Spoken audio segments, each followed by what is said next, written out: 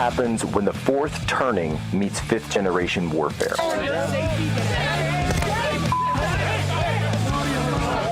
A commentator, international social media sensation, and former Navy intelligence veteran. This is Human Events with your host, Jack Posobiec. Christ is king. Marco Rubio appeared before Congress today, answering questions for the first time about the Trump administration's policy toward Venezuela and how involved the U.S. government and military will be. The secretary says they have had productive communication with the Venezuelan government to stabilize the country, and he insists Venezuela and the U.S. are in a better position now than before when deposed President Nicolas Maduro was in power. I'm not here to claim to you this is going to be easy or simple. I am saying that in 3.5, almost 4 weeks, we are much further along on this project than we thought we would be, given the complexities of it going into it. President Trump is now giving a dire warning to Iranian leadership, writing on Truth Social this morning that a massive armada is heading towards Iran and is ready to, quote, fulfill its mission with speed and violence if necessary. President Trump is turning up the heat on California's leaders, accusing Governor Newsom and LA Mayor Karen Bass of botching the response to last year's catastrophic fires. And tonight, the White House is taking matters into its own hands with a new executive order aimed at speeding up rebuilding and sidestepping local control. New York Times reporting President Trump and Senate Minority Leader Chuck Schumer are close to reaching a deal to negotiate possible new restrictions on immigration agents. It comes after Democrats threatened to partially shut down the government by blocking funds for Homeland Security amid outrage over the fatal shootings of Alex Preddy and Renee Good by federal agents. Democrats are demanding new rules on warrants and personal identification, and they want to ban agents from wearing face masks. No more anonymous agents, no more secret operatives. Meanwhile, new video appears to show Alex Preddy 11 days before he was shot kicking a federal vehicle. Agents are seen tackling him to the ground, and he walks away, a gun visible on his waistband.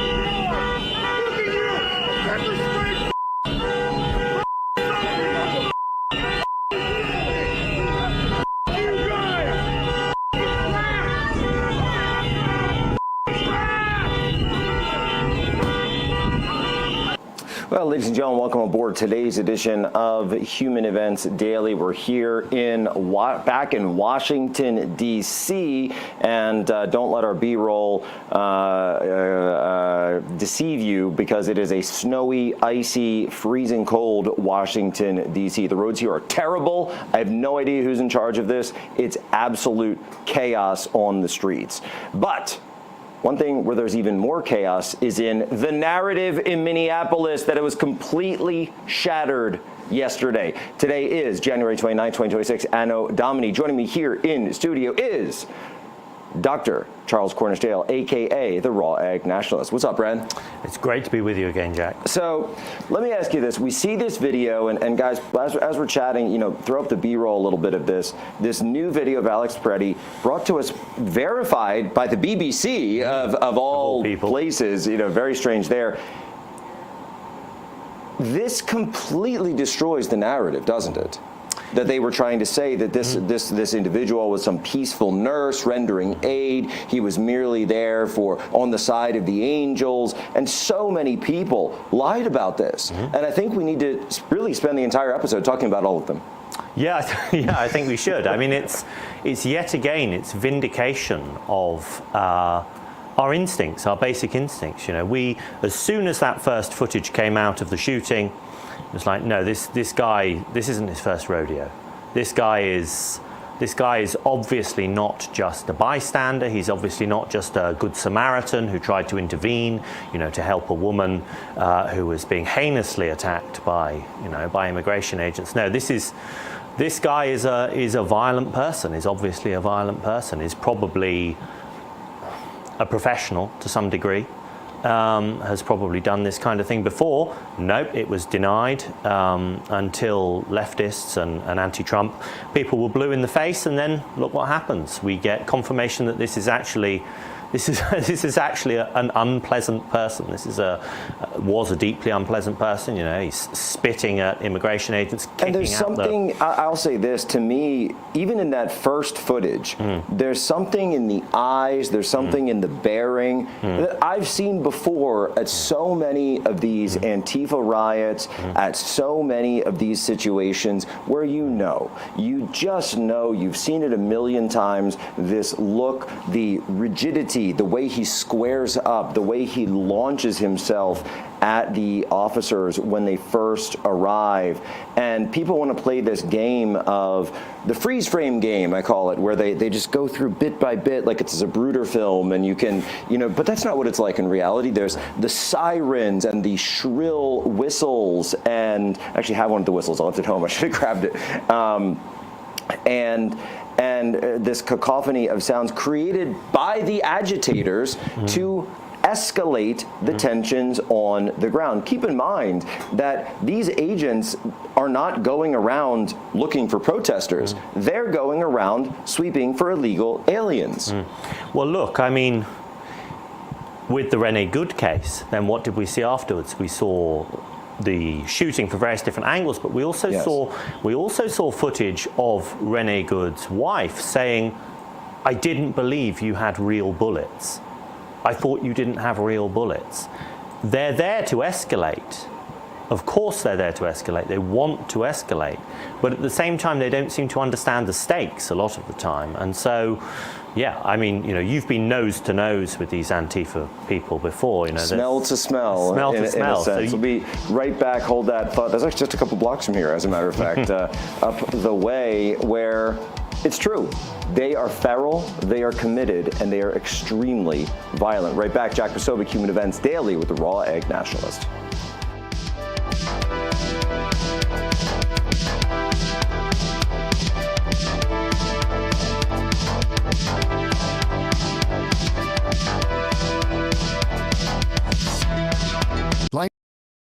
Welcome to Real America's Voice, Real Minute. Your quick look at the powerful stories of faith and freedom, inspiring audiences across the nation. Angel Studios presents. I'm Bo Davidson with your Real America's Voice, Real Minute. Did you ever wonder what truly happened in the COVID-19 pandemic and whether Anthony Fauci would ever be held accountable? I think we all have. Filmmaker Jenner First has an upcoming documentary that searches for truth, transparency, and accountability called Thank You, Dr. Fauci. Governments lie. Anthony Fauci put everyone on the planet at risk without their consent. It's beyond suspicious. Research caused a pandemic, killed 20 million, and cost $25 trillion. Fauci would prefer a lie. Public trust, national health, and global security are at stake as this documentary digs through thousands of pages of documents and interviews with former officials and whistleblowers in the most controversial narrative of our time that may also be one of the largest cover-ups in modern public health history.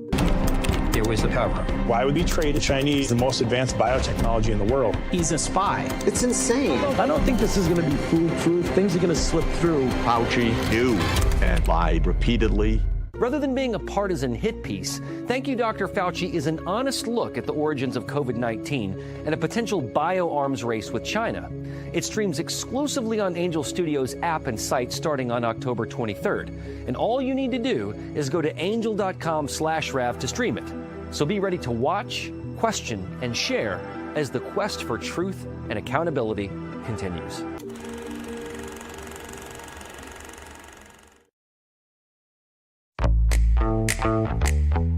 Now is the moment to put your brand in front of an engaged, loyal audience through Real America's Voice. When you advertise on Real America's Voice, you're not just running an ad, you're partnering with trusted voices like Steve Bannon, Charlie Kirk, and other influential hosts. Backed by millions of monthly listeners. What's happening? Because of a real voice, man. I watch it all the time. Real America's Voice rocks.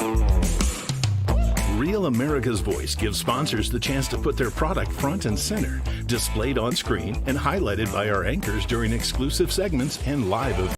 stand in our way, and our golden age has just begun. This is Human Events with Jack Posobiec. Now it's time for everyone to understand what America First truly means. Welcome to the second American Revolution.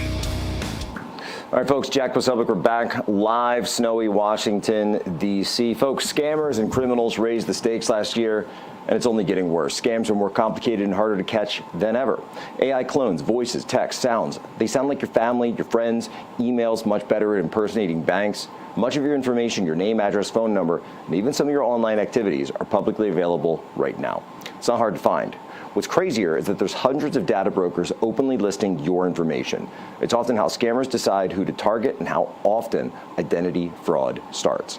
But this year, the choice is yours. Stay vulnerable or you take action with Patriot Protect. Look, I use Patriot Protect. My family uses it. You guys are going to love it, too. And I've used it for other people that we've come across in our work who have become famous or internet famous. It's really, really strong. Patriot Protect removes your personal data from the internet, wipes it from Google, every major website where scammers, cyber criminals, and stalkers search for targets. Patriot Protect also deletes your personal information from over 240 people search engines and data brokers, the exact sites that criminals use to case people before they strike. It's the peace of mind of having your own security team, all for about the cost of keeping your porch lights on. Start 2026 with less exposure and more control at Patriot Protect at patriot-protect.com/POSO. Use promo code POSO for 15% off your yearly subscription. You never agreed to share this information. Now you can take it back. Patriot-protect.com/POSO. Promo code POSO for 15% off your yearly subscription. And we're here with the Raw Egg Nationalists, and I talk about obviously Patriot Protect is an ad that we do, but these people, when you look at the Signal chats, when you look at the things that Alex Preddy was doing, and we had Mike Howell on here yesterday from the Oversight Project, who is he's gained access to some of these Signal chats and is fairly certain that he's found an account that was associated with Alex Preddy, and that's exactly what they're doing, isn't it? They're doxing, they're going after people. So my brother was in the field, and they would be finding people that they thought may have looked like Kevin, and were sharing photos around even there in the field.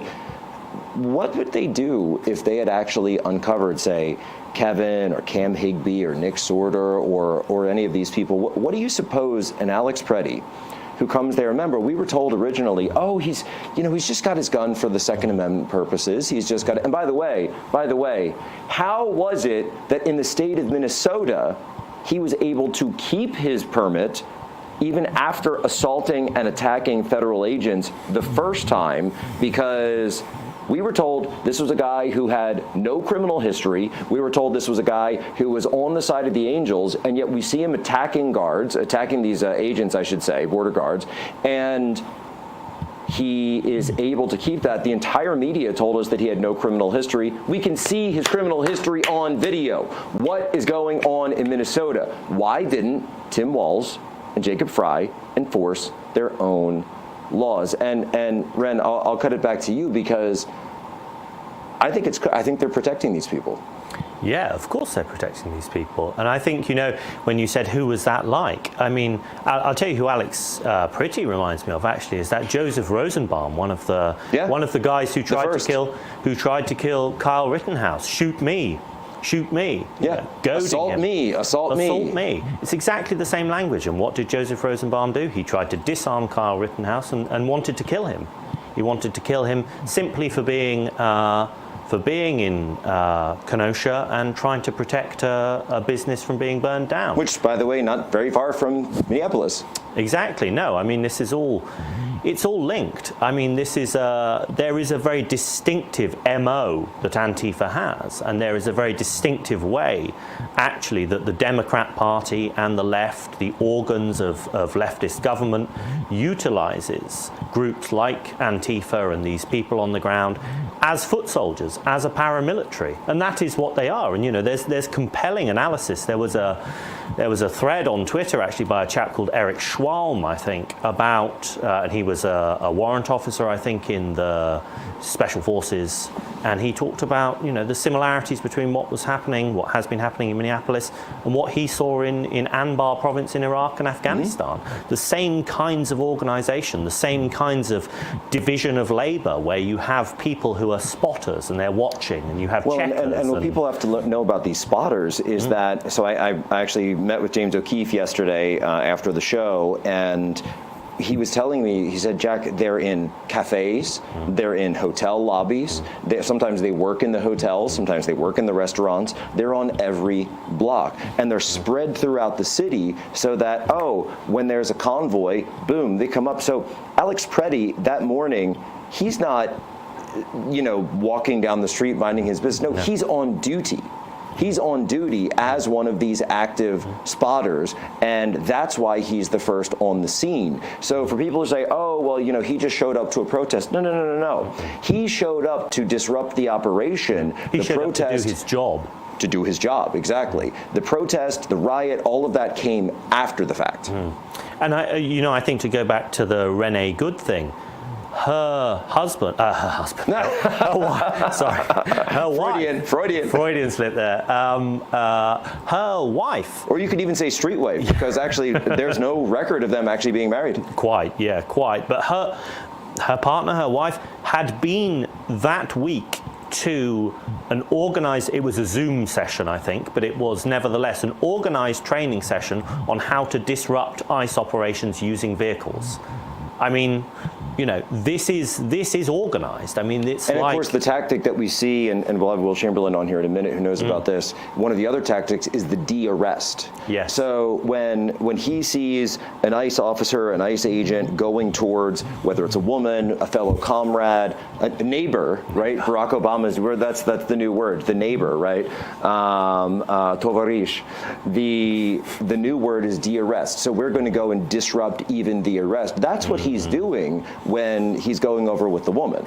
It's not that he has some sort of objection to the ICE agent or the CBP agent is being too rough, is being brutal. It's the moment you see someone being arrested, you need to get in the way. And what does that do? Well, it makes it harder to arrest the person. Maybe they can escape, but it also makes the likelihood of escalation greater. And look what happened. But these people know exactly what they're doing. They're coached, they're trained, they're ready for this. So that being said, and we are gonna have to check this out. The pattern, and I'm gonna go in even here a step further. The fact that he armed himself multiple times while knowing that he was going out to these incidents, going out on duty, going out as an agitator. We see him do it the first time. We see him do it again, and we know that he did not have his legal ID or his carry permit, which I have my carry permit on me right now.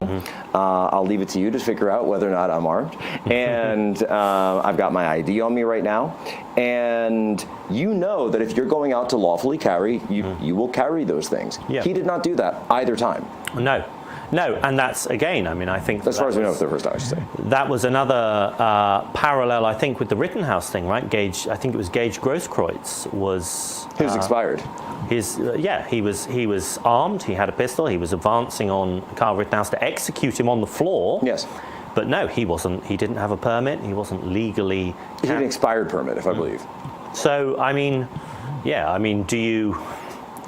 They know what they're doing. I think that's the key takeaway. That's the key here. I keep hearing this from the lulbertarians out there saying, but I thought you were for the Second Amendment. I thought you were for gun rights. And of course we're for those, for the purposes of self-defense. Criminals use guns every day. We don't support criminals using firearms because we don't support crime, okay? This is a very basic thing, but this is something I want to tease out with you a little bit, because we've seen the lulbertarians completely take the side of this offender, someone who's been, he was certainly violently resisting arrest the first time. He has no one to blame for himself, other than himself, for what happened. But we see him the second time as well. He is not using this firearm for the purposes of self-defense. He's using it for offense, or attempting to. Yeah, of course, and I think that's a crucial distinction. everybody supports the Second Amendment or should support the Second Amendment, but you shouldn't get confused about the purposes that these weapons serve. I mean, he is going out there not only to disrupt, but potentially actually to use a weapon, maybe to kill an immigration agent. I mean, and certainly to make it more likely that the situation will escalate. And yeah, but these libertarians, every time they have completely the wrong instincts every single time. It's this sort of sense that any time the government is used and government force is used for any purpose, then you must be against it. Even if we see, in this case, a violent individual who is armed in the first video, and by the way, I'm not conceding any point of this. He's obviously disrupting traffic and is either blocking traffic or urging cars to come forward to disrupt an arrest operation. He's interjecting himself while armed. So that's an armed roadblock that he is attempting to set up, and then he's bringing his comrades further. He's already put out the call for more people to come because he wants to disrupt this operation, again, while armed. That was his own irresponsible action. Then he's attacking agents while armed. And that means at some point, he intended to draw for some reason. And he knows that his target is ICE agents. Now, we don't see him draw, but at the same time, this is visible. It's visible the entire time. Yeah. Well, he did. I mean, he did reach for his magazine. And he reached for it. Yeah. So he doesn't realize that his gun is gone. Just his magazine at this point. But still, I mean, the point stands. I mean, if there had been a gun there, he would have drawn it, and he might have shot someone. And we have no idea what would have happened, and that's why you can't look at these things play the freeze frame game. You have to look at the totality of evidence as it was understood by the people at the time. Right back, Jack Posobiec, Human Events Daily.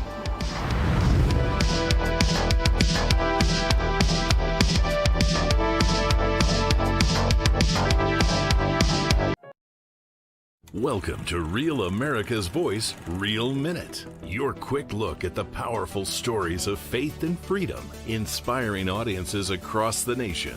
Angel Studios presents. I'm Bo Davidson with your Real America's Voice, Real Minute. Did you ever wonder what truly happened in the COVID-19 pandemic and whether Anthony Fauci would ever be held accountable? I think we all have. Filmmaker Jenner First has an upcoming documentary that searches for truth, transparency, and accountability called Thank You, Dr. Fauci. Governments lie. Anthony Fauci put everyone on the planet at risk without their consent. It's beyond suspicious. Research caused a pandemic, killed 20 million, and cost $25 trillion. Fauci would prefer a lie. Public trust, national health, and global security are at stake as this documentary digs through thousands of pages of documents and interviews with former officials and whistleblowers in the most controversial narrative of our time that may also be one of the largest cover-ups in modern public health history. It was a cover. Why would he trade the Chinese the most advanced biotechnology in the world? He's a spy. It's insane. I don't think this is going to be foolproof. Things are going to slip through. Fauci knew and lied repeatedly.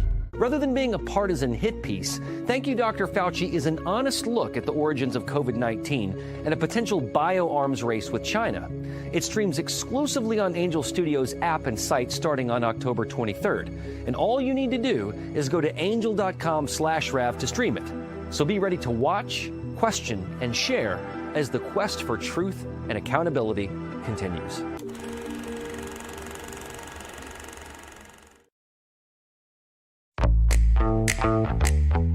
Now is the moment to put your brand in front of an engaged, loyal audience through Real America's Voice. When you advertise on Real America's Voice, you're not just running an ad, you're partnering with trusted voices like Steve Bannon, Charlie Kirk, and other influential hosts. Backed by millions of monthly listeners. What's happening? Because of a real voice, man. I watch it all the time. Real America's Voice rocks. Real America's Voice gives sponsors the chance to put their product front and center, displayed on screen and highlighted by our anchors during exclusive segments and live events. You talk about influencers. These are influencers, and they're friends of mine. Jack Posobiec. Where's Jack? Jack, he's done a great job. want to say something about that. So Jack Posobiec back live here, Human Events Daily. We're in studio, Washington, D.C. with the Raw Egg Nationalist. One of the things that I wanted to point out here with Alex Preddy is that he was, now there's a lot of rumors going around about his family, things his family has said, his parents have said, his job in and out of work, which exactly it was. We don't know exactly the details of that, and there have been some rumors, so I don't want to get into it, whether or not it's substantiated. But one thing that I do see here is that Alex was formerly married. According to the Associated Press, his ex-wife didn't want to share her name publicly. She hadn't spoken to him since they divorced more than 2 years ago, hadn't spoken to him since they divorced, and she moved out of Minnesota. After his death, his ex-wife said she was not surprised by reports that he had been present at demonstrations tied to the immigration policies because he had taken part in protests after the killing of George Floyd, also in Minneapolis, which occurred near where the couple once lived. Alex could be outspoken toward police during protests, and that he obtained a permit to carry roughly 3 years ago. So what we're seeing here actually is I would say a spiral of radicalization, and this is something where typically when you see these radicals, when they make this decision to go violent, when they make the decision to cross that line between peaceful protest and violent radical, it is typically tied to a major life event. So I'll just say right here, Alex Preddy, divorced. Thomas Matthew Crooks, it was a college dropout. Mm-hmm. Tyler Robinson, college dropout. Yep. You see this over, and Luigi Maggioni, he graduates college, but then he drops out of his, sort of his work life, and he goes traveling, and he's in Thailand getting beaten up by ladyboys, and again, he just has this break with his, I think he got to work and he didn't like it, so he's unemployed at the time. Yeah. You see these shifts in life changes over and over again with people who then, these major life events, and it seems though that in some way they feel as though life isn't going their way, and then they turn to these radical causes and attempt to take radical action as a way of perhaps ingratiating themselves or perhaps a sort of search for their own heroism, meaning I think, as well. Yeah, well, unpack that for us, because it's a pattern we see again and again. Yeah, it is. I mean, and I actually think that not enough focus goes on this radicalization process, especially, as you just laid out, Jack. There are clear parallels between Tyler Robinson and Thomas Matthew Crooks, this college dropout thing, right? Same kind of period. They're the same kind. They were, I think, the same kinds of person, but they go through the same life event, and then suddenly they're murdering people. One of them tries to murder the President of the United States, and another murders, the most important young conservative in the US. I mean, that's a hell of a thing to do, because, I mean, we all suffer to some extent in our lives. We all suffer setbacks and reversals and whatever, but these people, I think, take reversals and setbacks particularly hard. Maybe that they're, very significant setbacks and reversals. I mean, Luigi Mangione suffered very bad health, and I think that embittered him about the state of healthcare in the US. He also, I think, got quite heavily into drugs as well. But I wouldn't be surprised if there is actually if we could reconstruct a detailed chronology of exactly what happened to Alex Preddy to drive him to, from being an ICU nurse, happily married, let's say, to being basically an Antifa foot soldier who is going out armed onto the streets of Minneapolis to do battle in life and death situations with immigration agents. You have talked about this in your book, where would it surprise you? And I don't know that we have any evidence of this, but would it surprise you if we found out that Alex Preddy was a vegan? No, not at all. Not at all. It's a surprising thing, because. So tell people what your book is and the thesis. Yeah. So my book is called, new book just come out. It's called The Last Men: Liberalism and the Death of Masculinity, and it's about testosterone and testosterone decline in particular. So we're witnessing a kind of civilizational decline in testosterone levels in recent decades. And it has very clear political implications, and I unpack the political implications and talk about, where we're heading with a society of increasingly low testosterone men. But one thing that actually isn't appreciated is that... Well, so wait a minute, but isn't testosterone usually associated with aggression? Aren't we told usually that people who have higher testosterone have higher aggression? So how can we associate violence with lower testosterone? Well, this is the interesting thing, because actually it's not that simple. An estrogen, which is typically seen as the female hormone, actually has very important effects on aggression as well. So there are these very funny studies of monkeys, for example, where they gave male monkeys soy isoflavones, which are estrogenic compounds in soy, and it basically turned them into incel monkeys. It basically made them into these sort of passive-aggressive, nasty, sneaky monkeys. They'd retreat from the rest of the troop and then, launch a kind of vicious attack when the rest of the troop weren't looking, or something like that. So an estrogenic man actually can be more aggressive than a man with testosterone. Now, a man with more testosterone might be dangerous, or more dangerous even, and more motivated, whatever. But I think there's a difference between the kinds of aggression that estrogen and testosterone It almost seems like one is more spastic, one is more randomized, erratic, whereas emotional, where ups and downs, whereas testosterone, that has more regulation. Yes. That has more balance, more regularity. Yeah, and I mean, I think probably a man who has high testosterone is likely to feel more confident in himself. There's always an element actually with a lot of this violence that actually it's men who I think don't feel very confident about themselves, and they want to assert themselves. They want to, I've got to show I'm a man. I've got to be violent in order to... Overcompensation. Yeah, it's overcompensation. And yeah, I wouldn't be so... I mean, it's so fun, isn't it? These pictures that have been used of Alex Pretty that have been digitally altered. Right, so they're actually making him to look turn him into like he has been mewing, and he's got a jawline and more hair, and all of which kind of goes to show you that what you're talking about in your book isn't some isn't some fantasy. We can see it play out in reality, even on MSNBC or MS Now. We'll be right back. Jack Posobiec, nationalist here at Human Events Daily. Special guest coming up.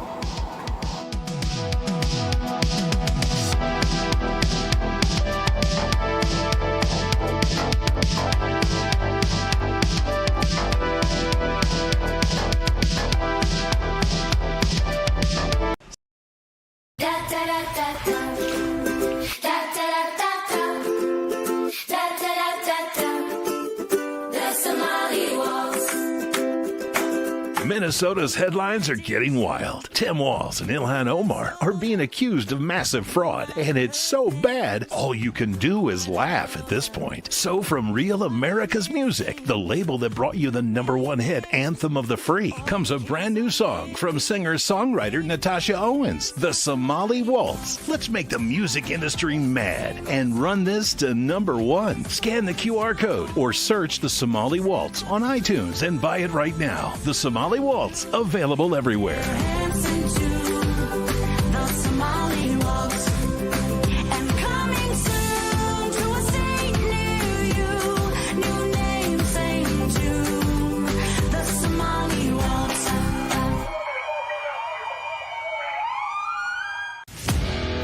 At Real America's Voice, we know that you want to be a part of something bigger. That's why we've teamed up with AMAC, the Association of Mature American Citizens, to build a real community of folks who care about faith and our country's future. There is no force on earth that can stop us from saving our country. Want to be a part of this movement? It's easy. Just scan the QR code on your screen right now. That's right. Grab your phone and scan the QR code to join the AMAC and Real America's Voice family today. By scanning the QR code, you'll unlock exclusive content, connect with like-minded Americans, and be first in line for events that celebrate our shared values. So don't wait. Scan the QR code. Join us today and become part of a community that stands for faith, family, and freedom. Real rights, they come from God. With AMAC and Real America's Voice. Go ahead. Scan the QR code now. I'm Andy M., and I love Real America's Voice. where my voice counts and your voice counts. That is America's voice.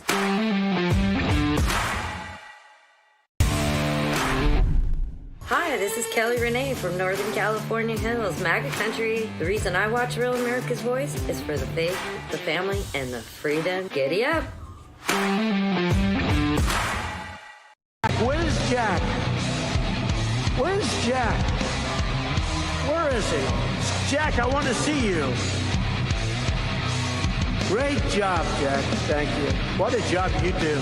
You know, we have an incredible thing. We're always talking about the fake news and the bad, but we have guys, and these are the guys who should be getting Pulitzers. All right, Jack Posobiec, we are back here, Human Events Daily. We're on Real America's Voice. We've got Raw Egg Nationalists here live in studio. I want to bring in now Will Chamberlain from the Article 3 Project. Will, how are you? Doing great. Doing great. Good to be with you both. So, Will, this incredible vindication from local media in Minneapolis, as well as the BBC, of all places, verifying that Alex Preddy, yes, in fact, just like everyone said at the beginning, was an agitator, was a disruptive, committed communist sympathizer, was very violent while armed with law enforcement, with federal law enforcement. I mean, it's just something where the narrative has completely been shattered, that they were trying to erect that this guy was just, some peaceful ICU nurse.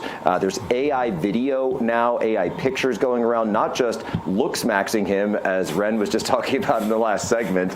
We were talking about they're trying to digitally increase his testosterone levels, but it's true, they're trying to digitally increase his testosterone levels, but also they've made videos of him helping out with veterans and all the rest of it. It's so ridiculous. Will, I've got to ask you though, why was it that so many people that, nominally say, I support, immigration restrictions and, I want to, decrease the amount of illegals in this country, but, this is just so icky, this is just so wrong, so many people immediately took the side of the leftist agitator on this. And even, by the way, even Joe Rogan has come out now and said that this guy, was not doing what he should have been, that he was acting irresponsibly. So many people now are having to walk back statements.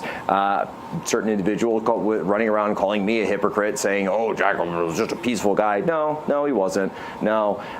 What is it, Will, that caused so many people to just immediately have that knee-jerk response be so incredibly wrong? So the question is, are you vulnerable to left-wing agitprop? And, should you be? There's people like Eric Erickson who have no business being vulnerable to left-wing agitprop. They've been doing the Republican commentary game for decades now. It's kind of embarrassing that they got caught up with it. There's other people, I'm thinking of people like Dave Smith, kind of more of the libertarian types. I was just call out what I see. I think they have trouble reconciling in their minds the sort of what is needed to actually restrict immigration in the United States with their more broader pro-agitprop advocacy elsewhere in the world. I think it's very difficult for them to reconcile. Like from Dave's perspective, he's been buying into this sort of Pallywood-style agitprop in Israel for years now, and now that the left in the United States is doing what the Palestinians were doing in Gaza, he's not able to kind of reorient himself and realize that, this is agitprop, this is all fake nonsense, and you need to do that. And I think Cernovich had a very interesting tweet the other day where he's like, the right-wing Jews, of all the people who kind of messed up here, the right-wing Jews were saw right through this. Even Joel Berry, of all people, saw right through this and was correct on the subject. So it just goes to show there's something to that. Well, so Will, walk us through what is agitprop? How is it that agitprop, is used just sort of in a general sense, regardless of what the setting is? So agitprop, you're trying to, you're fighting the legitimate authority, trying to provoke a confrontation with them, and then when there's violence, you're, trying to get it, make propaganda out of it. So there you go, agitation, propaganda, So that's what that is. That's and really every one of these videoed interactions between these Antifa protesters and law enforcement is an attempt to create useful agitprop. And so then let's go back to ROG Nationalist, because how is it then that this type of agitprop has been used in the past? Because we see it over and over. It's like a, it's like a pheromone goes out or something, and the media just immediately spreads it everywhere. Yeah, well, look, I mean, I think the playbook is well established by now. We've seen the same kinds of things happen. I mean, the great example, obviously, the real example is George Floyd. It all comes back to George Floyd in a sense. That worked so spectacularly well. The framing of the narrative, the selective presentation of evidence. Even though you could watch the video and make up your own mind, the narrative was framed so well. The media got behind it. The politicians got behind it. The celebrities, captains of industry, basically the entire world got behind this narrative, and it worked, and it was basically a domestic color revolution in the US, and so it's no surprise then that they're deploying exactly the same tactics. I mean, it's worth remembering George Floyd happened during the first Trump presidency. Trump was in power. They can do these things even when they're not formally in power. But yeah, I mean, it's disappointing. It's very disappointing to see people who should know better, because we've seen this all before. We've seen it happen. We've seen large parts of the George Floyd narrative unravel too. A lot of people have come around to the notion that maybe actually George Floyd wasn't the saint who made, the most amazing banana and mayonnaise sandwiches that the media has claimed. However, I should ask, by the way, it is possible at this point that he may have actually been having the city dish of Minneapolis, rice and bananas. Yeah, well, I mean, we learn a lot about what it really means to be a Minnesotan. It's rice and bananas. Right, rice and bananas. No, Will Chamberlain, let's want to jump back on you and ask about this, because what's really going on here, and Tim Pool, massive credit to him for coming up with the line. They say, "Oh, you guys are a bunch of bootlickers," and he said, "No, we are the boot. We voted for this boot." This is a huge difference between the conservative and libertarian forms of philosophy, I would say, because where in one hand it's saying, oh, we're going to restrict government power and that's the way for the flourishment of liberty, whereas I think folks on the new right, this has been the new thinking to say, well, wait a minute, in the current situation, we just don't have the luxury of being able to do that. We need to fix the situation we're in now, and then perhaps we can look into other things. Right. I mean, I think the defining ethos of the new right is to use government power to achieve conservative ends, and it's deeply anti-libertarian in that respect. And so I was actually thinking about this the other day. There was a great piece from Paul Graham, who sucks on politics generally, but he had a very interesting piece about how experienced computer scientists think about the world. They see things in the world that can be fixed, like the way a carpenter sees like a broken hinge. A computer scientist or a good computer coder sees problems in the world and thinks, I can use code to fix that. Well, I think part of what we're doing is we're looking at the world and seeing ways law can fix the problems we see from a conservative perspective. And so we're perfectly willing to use law. We're perfectly willing to come up with legal fixes and changes to policy to do things like that. We don't have an attitude towards government power that is reflexively against it, because the idea is that a small government is a means, not an end, right? If the small government is the means to human flourishing, it's not the be-all, end-all of anything. And so there's going to be times when government needs to act to achieve the goals of human flourishing that we look for. There's a lot of reasons why I think the libertarian philosophy is just ultimately very simplistic and relies. So it's like they think they know the answer before they've ever done real empirical analysis of what actually would work. Because the answer is always less government. And it's like that's sort of reflexive and dogmatic.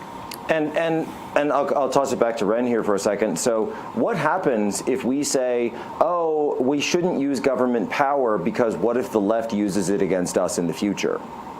Well, what happens is that you end up disqualifying yourself, you end up ceding power, allowing your enemies to become totally entrenched in government, to become totally entrenched in the bureaucracy. All the major institutions, the universities, all the institutions of public life, and then potentially you're shut out from government for good, and maybe you end up lined up alongside a trench in a field in the early hours of the morning, waiting to be, shoveled into a mass grave. I mean, and that's exactly what happened at the end of the or during, I should say, the Spanish Civil War, when they rounded up all of the conservatives of Madrid and their children, by the way, put them into mass prisons, and then eventually they told them they were being released, and they walked them out to the mass graves. Yeah, the stakes are that high. We're not being hyperbolic here. It's not silly to look at past examples of conservative failure, past examples of right-wing failure, and say, look, we need to learn from this. Like, we can't. Yes, we can, as Will rightly said. Small government can be, and in appropriate circumstances should be, the means to an end, but it's not the end in itself. And simply limiting ourselves to not using this incredibly powerful apparatus of government that's being used against us and has been used against us. It's a recipe for failure. Will Chamberlain, where can people follow you? Follow me on X at Will Chamberlain. All right, right back with my favorite anti-communist joining us in a moment.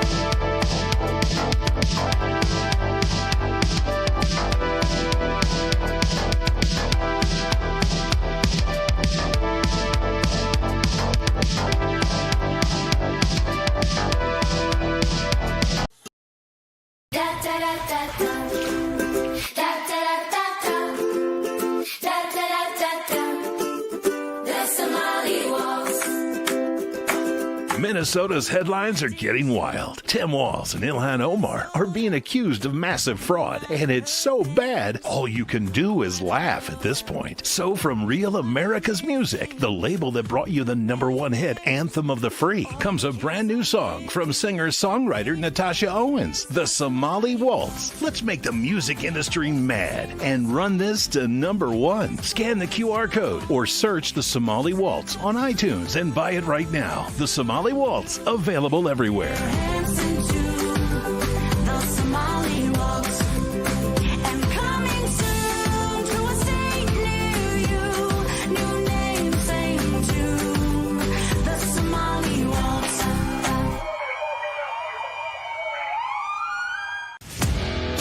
At Real America's Voice, we know that you want to be a part of something bigger.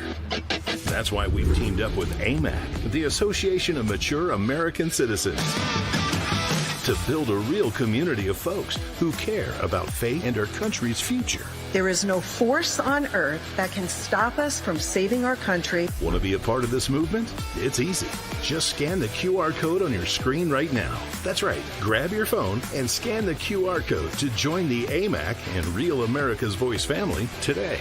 By scanning the QR code, you'll unlock exclusive content, connect with like-minded Americans, and be first in line for events that celebrate our shared values. So don't wait. Scan the QR code. Join us today and become part of a community that stands for faith, family, and freedom. Real rights, they come from God. With AMAC and Real America's Voice.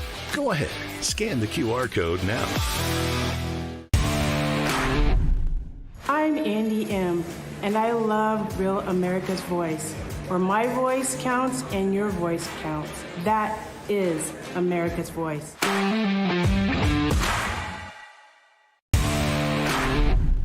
Hi, this is Kelly Renee from Northern California Hills, MAGA country. The reason I watch Real America's Voice is for the faith, the family, and the freedom. Giddy up!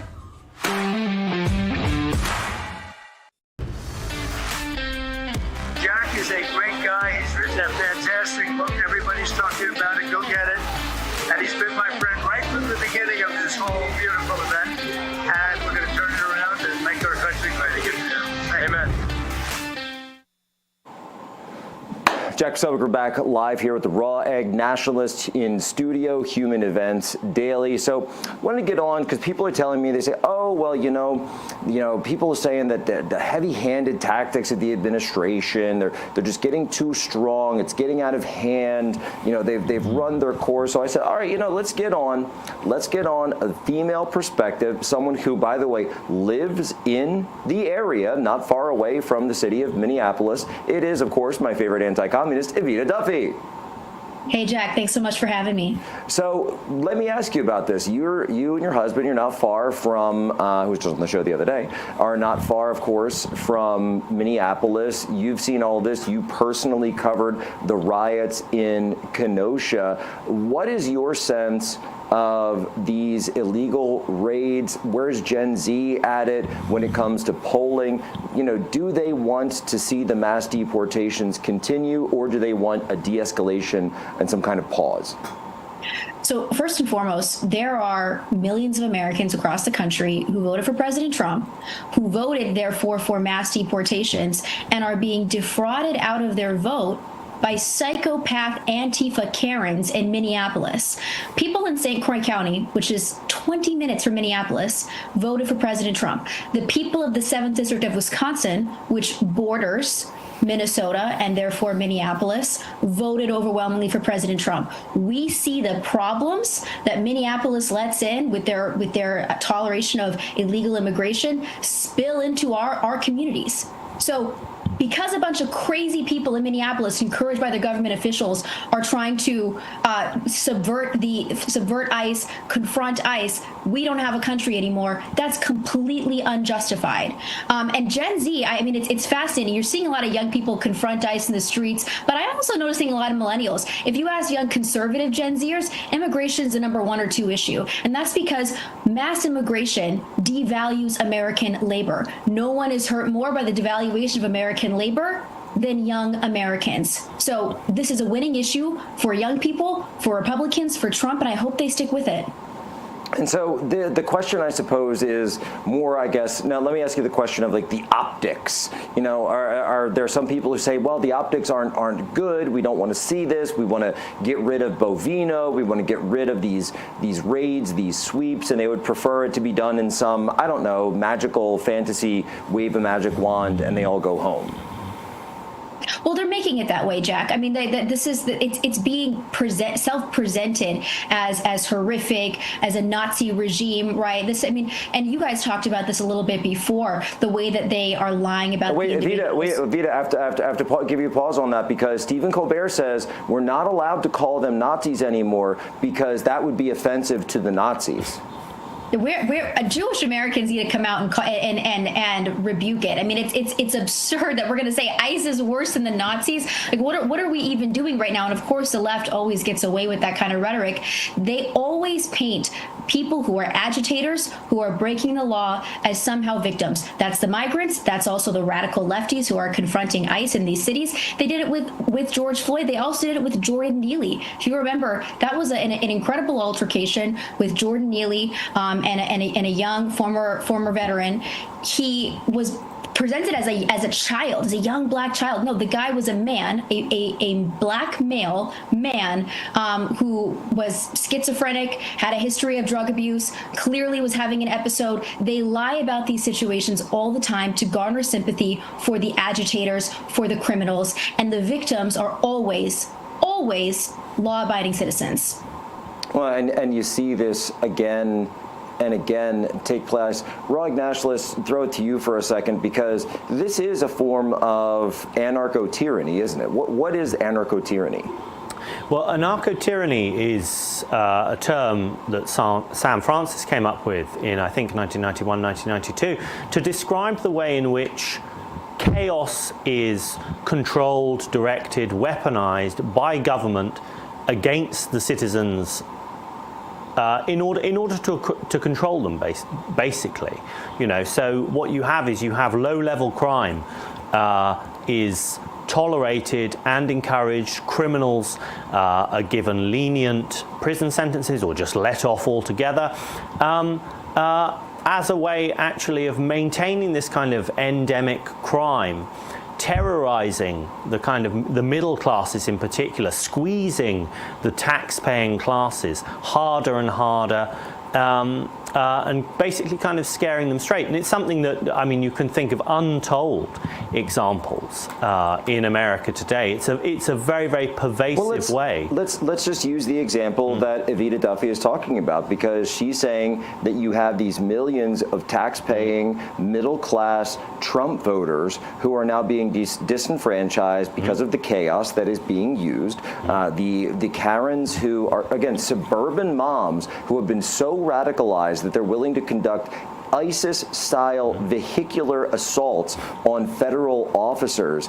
This is a serious issue, and the radicalization of suburban women in America absolutely needs to be studied. But what Evita's talking about is how the government doesn't seem to do anything, or at least the local government doesn't seem to do anything about these types of criminals, whether they be the Jordan Neelys, whether they be the or this Alex Preddy, who again is on video. I'm going to keep saying this, and the left is really mad at me online for saying it.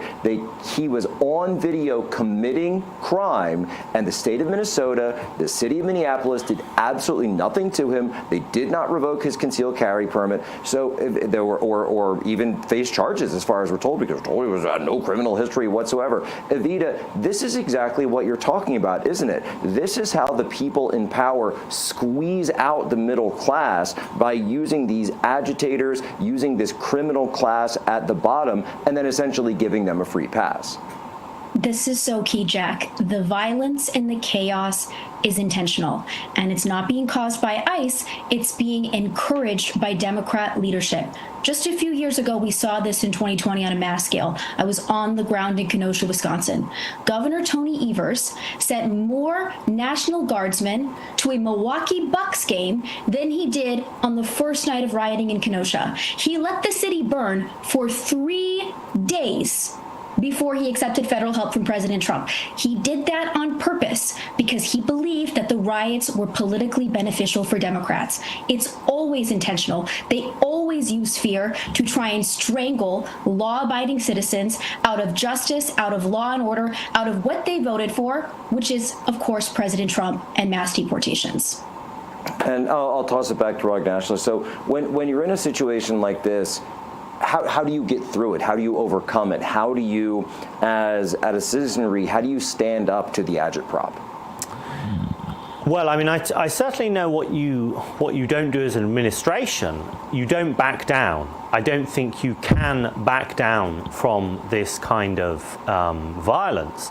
I mean, there are different ways to handle it, certainly, and there are better and there are worse ways. And we've been talking a little bit about optics. And of course, you want to avoid government agents, federal agents, immigration agents killing people. I'm not saying it wasn't justified, but it does look bad. And if you can avoid that kind of stuff, then obviously you would want to. But nevertheless, you can't be seen to back down in the face of this, because of course you're sending signals. You're sending a very clear signal. You back down. You withdraw ICE. You come back off the streets. Okay, no, we're not going to deport people anymore. What does the left think? Oh, we can get what we want by being violent, and they do get what they want by being violent. That's what's happened again and again and again, and it happened most spectacularly, of course, in 2020. But I mean, I think for ordinary people, then you just have to question. I think you need to. Often, you see these videos that appear online, the shooting of Alex Pretty, the shooting of Renee Good. The way I always put it is simple. It's number one, the 48-hour rule, which the great Scott Adams gave us, and then also ask the question, what happened before, what happened after? Real quick, Rog Nationalist, your coordinates. I'm on Twitter, babygravy9. Evita Duffy, yours. Evita Duffy _1. Evita Duffy _1. 2 of my favorite anti-communists, but I'm sorry, Ren, Evita is the all-time favorite. Ladies and gentlemen, as always, you have my permission to lay ashore.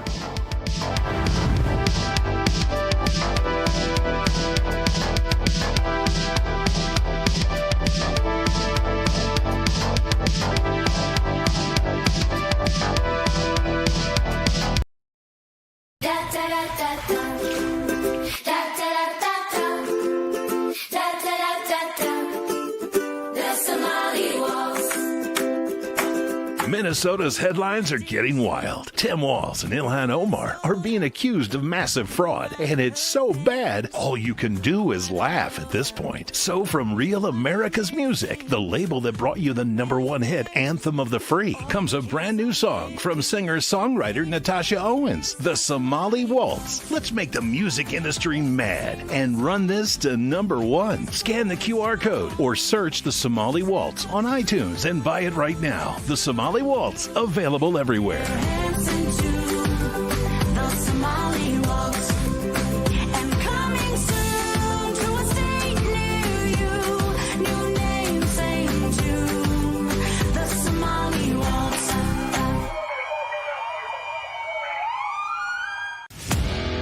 At Real America's Voice, we know that you want to be a part of something bigger.